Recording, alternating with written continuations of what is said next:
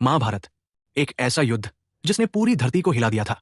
हर तरफ बस रक्त, प्रतिशोध और धर्म की सीमा धुंधली हो चुकी थी।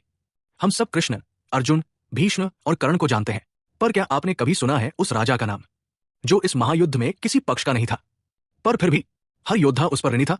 वो था दक्षिण भारत का महान राजा मलयध्वज पांड्य।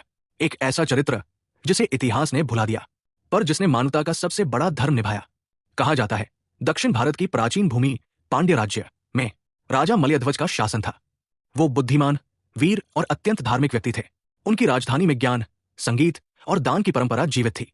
जब कुरुक्षेत्र का युद्ध शुरू होने वाला था तो कई राजाओं ने पांडवों या कौरवों का साथ चुना, लेकिन मलयध्वज ने कहा युद्ध का धर्म योद्धाओं का है, लेकिन मनुष्य का धर्म है दया और सेवा।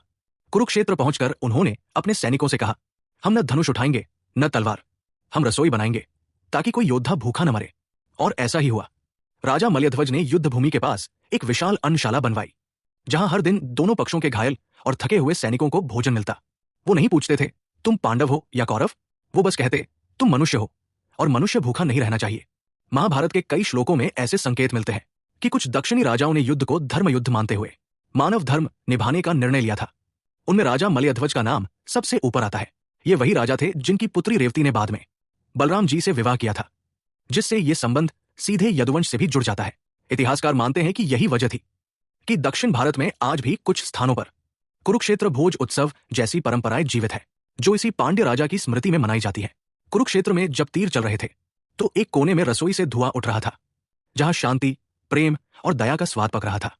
वो राजा जिसने युद्ध में तलवार नहीं उठाई, फिर भी इतिहास के सबसे बड़े युद्ध में मानवता की सबसे बड़ी जीत दर्ज की। शायद इसीलिए लोग कहते हैं महायुद्ध सबका धर्म परखता है, लेकिन असली विजेता वो होता है जो मानवता निभाता है। अगर आपको महाभारत के ये भूले हुए पात्र जानने में मजा आता है तो एंटरटेनमेंट गुरु चैनल को जरूर सब्सक्राइब करें, क्योंकि अगली कहानी एक ऐसे पात्र की है जिसकी वीरता को खुद श्री कृष्ण ने अमर कहा था। बने रहिए हमारे साथ महाभारत के भूले हुए पत्र की इस रहस्यमय यात्रा में।